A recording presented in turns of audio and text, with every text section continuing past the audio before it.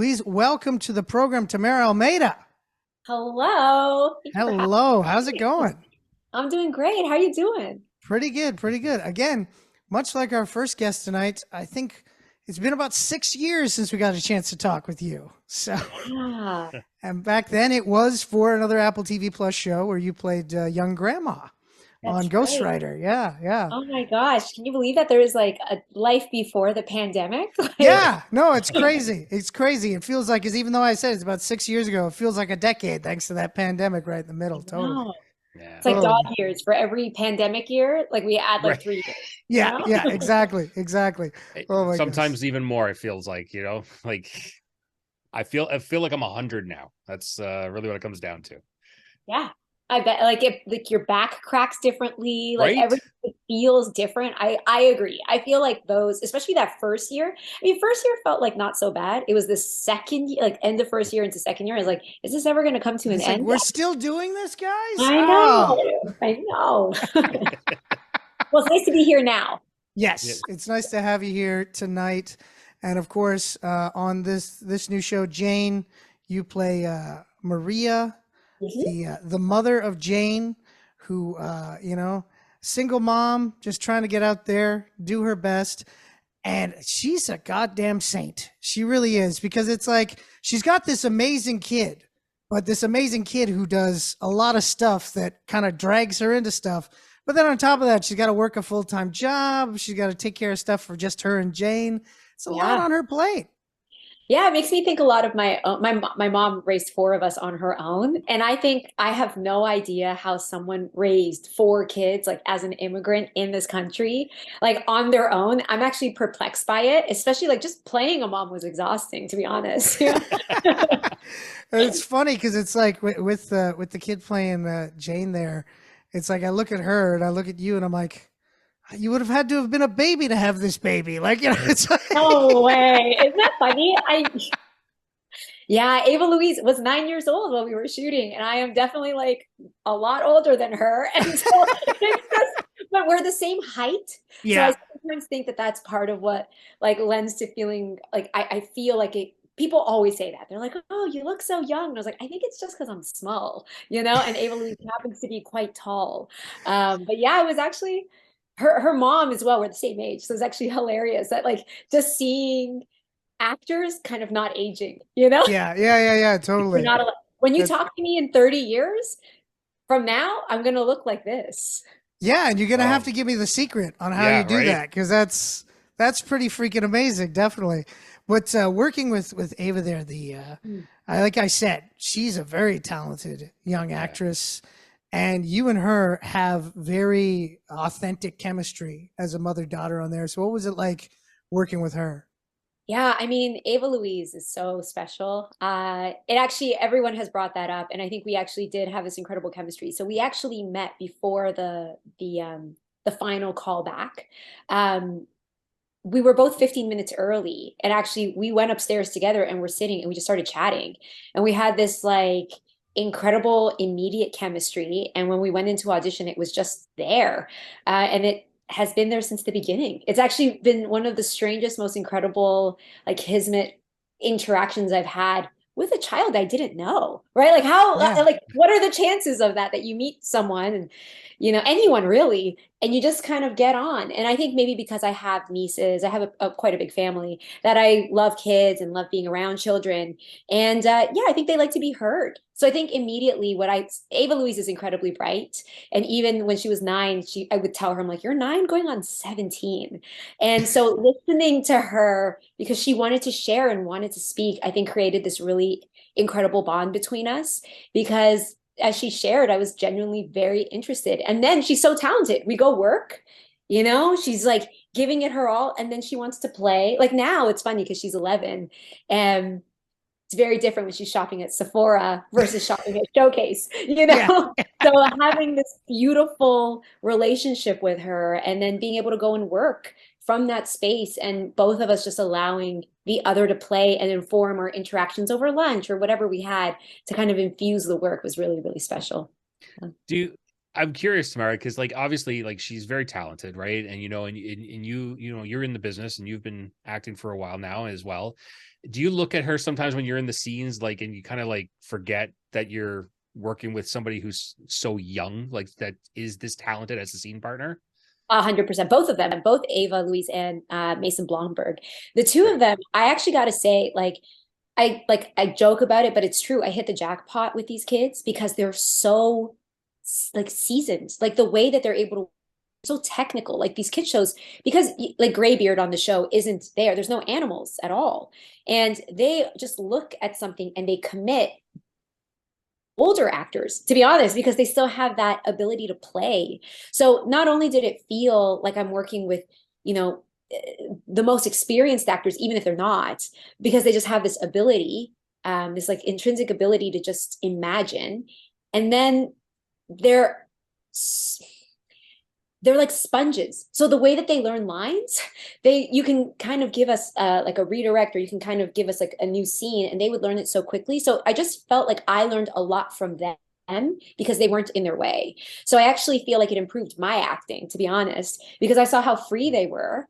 And I was like, oh, wow, like I can still apply my character work and do everything that I've done. And there can be a bit more freedom and just being in the moment, which is what kids do.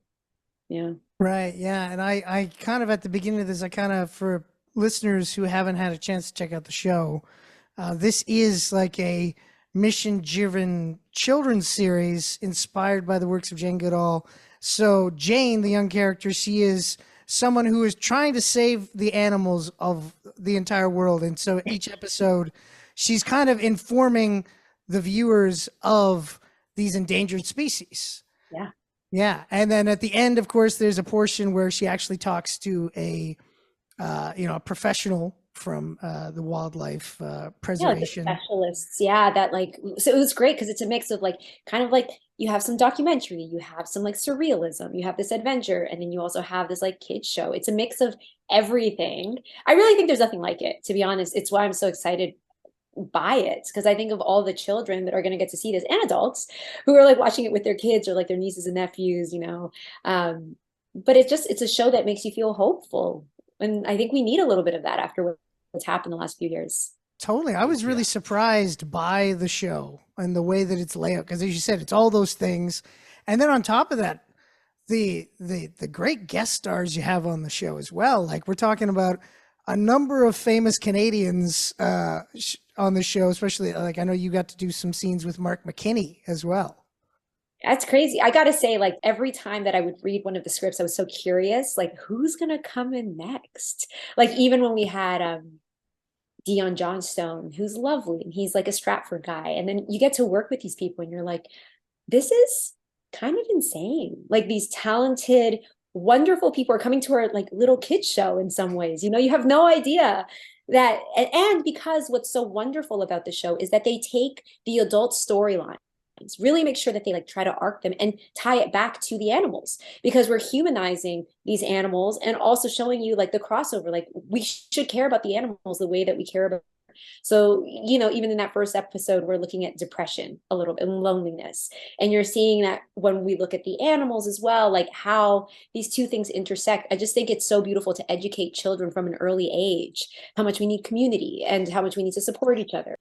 Yeah, It's yeah. And lovely. doing it in a way, like, as you said, the kind of intersection of that stuff, like Paul Sun-Young Lee's performance was something that I expect in an adult drama, the way he was like, he really gave his all in that. Totally. Yeah. And he's just sitting there like depressed, like longing for his son. And then you have Jane, you know, sitting with him, like changing his life. And it's so beautiful because even that moment at the end, you know, when she apologizes, or for anyone who hasn't seen it, she doesn't do that, you know, but you get to see how and I think that's true of children, similar to when you were asking about like the chemistry with Ava. I think it's true of adults and children. If we can allow the other one in, we can really affect each other. And how beautiful to see a that is celebrating that. You know, she is so grown up energetically. And sometimes I yell at her. Sometimes I lose my cool. Sometimes it's not just, you know, rainbows. There is a like a realism to it. And I know I've seen my sister with all her kids, and I'm going through my own like fertility journey, that I know my kids, whenever that happens, if it happens, like there will be an element of like, please, let's get the thing done, you know? And I felt that even working sometimes. Yeah. Totally. Yeah, no, it's awesome because like I remember growing up and shows like this are things that impacted me, like that made me, Yeah. you know, curious about other things in the world, right? Like whether it's other animals or, you know, history, things like that. It's shows that do that, but also that don't talk down and treat the viewer, like especially the young viewers as children, and be like, we're gonna give you some, there's some hand holding of some parts of it, but there's also like as you said, like there's some more serious parts of that. And those, I think, they're really, really important. I think and the show is doing a really good job of that. And I think that you guys should all be commended for providing something that is so well rounded. Thank you. I mean, I love hearing that because I think it's obviously like we love kids, they're the future, and a new generation of kids gets to learn about Jane Goodall, like Dr. Jane Goodall. Right. Like they get to learn about someone who's so influential, so important. And, you know, it's, I think, a testament really to JJ Johnson, who runs Sinking Ship, because he is able to create work like this that doesn't shame and educates, you know? So it's like you're not shaming adults, you're not shaming kids, you're actually giving them an opportunity to learn in the truest sense. And gift, you know, isn't that really like what we want to impart on anyone, is like teaching them something. So I think seeing what he's been able to do, and then the graphics on the show, because my first time seeing it was when we premiered it last week. I actually hadn't seen anything other than the trailers, and I was like, this looks crazy. Like, how did you do this? Like, it's how did you do this? When we started shooting this a year ago, like what they were able to do like blows my mind. So not only is it educational, it's entertaining, you know, what they've been able to capture. So yeah, I'm so excited. I know I'm proud. And I remember when like I signed on for the show, I was like, I'm excited to see what they do, but more than anything, I'm just excited to introduce like a new generation of kids to, you know, activism. Pretty rare that you see that, because we just don't see it anymore. Totally. No, it's interesting you mentioned the introducing a new generation of kids, because you're involved in another project that's going to be introducing a new generation of kids to kind of a Canadian cartoon mainstay for the past number of years. That's Total Drama Island. You're one of the cast members for the new series. I am, and it's so tough because we're not allowed to talk about it because it's been released abroad, you know, in Italy, as we know, but nothing has been announced here in Canada and the US. So we can't even announce like our characters. It's like all out there, and yet we can't say anything. Yeah, right? I'd like again, like you put out to say that you're a part of it. Our boy Fred Kennedy has put out that he's a part of it. So it's interesting to see who's coming out saying, "Hey, I'm a part of this." It's like, oh, that's very cool. I actually went out. I went out with Fred last weekend, and he brought it up, and then realized as he was saying the words, he had to stop himself because he's like, "I can't say anything to you." And I was like, "This is very, you know, like CIA levels of." Are you a spy? Yeah, like there's no sharpshooters out here, right? Canadian animation is serious business. That's what it is. You know? He wipes your memory. I'm sorry. That's just what happens when we talk about Total Drama Island. Like we have to do that. I'm pretty excited about that. I'm very, very pumped about what's to come. I know it's so tough because I want to share so much, and it is so exciting. We actually started shooting. We did our voice callback on my very first Jane. So I worked Jane the morning. That was my first day on set. Evening, we had this final callback. So that day is like such a special day, but we all were on this Zoom callback. And then because you don't see each other when you're in the studio, you just record independently. Right. So it was just I'm very excited to see it all come together. So I'm trying to be on my best behavior and not find it and wait, and also waiting for it to be released so that I can see it with the team and with everyone else. But is there an official date yet on for the release? No, I know we got an email telling us that we were allowed to share that we're part of the show, and that is it. Okay. Yes. All right. Well, there we go. We'll make sure that we don't say anything more because we don't want the sharpshooters coming out and taking you out. No. So, well, let's quickly end off on this. Something you can talk about. You have an upcoming romantic comedy, What We Do for Love. You shot with Jake Epstein. Tell us a little bit about that.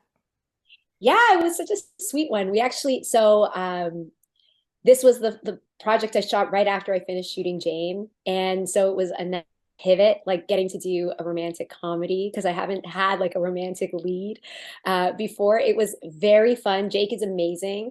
I mean, I can't say enough nice things about him. He's really smart and kind and funny, and I learned so much. And John Bradshaw, who was our director, really allowed us to make it our own. He gave us all the free rein in the world that sometimes I'm curious to see how this turned out as well, because we took liberties for sure. But it was such a wonderful experience. It's definitely one that like I hold dear to my heart. I can't wait to see it. Yeah, it was very fun. Definitely. Well, I look forward to people getting to see that. And of course, people, all episodes of Jane are available right now on Apple TV Plus. So definitely check it out. And looking forward to a time when you can speak about Total Drama Island. Soon, hopefully soon enough, and then we'll talk again. There you go. Yes, Sure. and the pressure will be off, and you'll be able to speak freely. Totally. Oh man. Well, Tamara, it's been great talking with you, and I'm gonna make sure that it doesn't take another 6 years to get you back on the show because you're a delight. Thank you. Make sure you do that. Alrighty, okay. Have yourself a good night. Bye, Tamara. Have a Bye, great Tamara. one. Bye. Bye.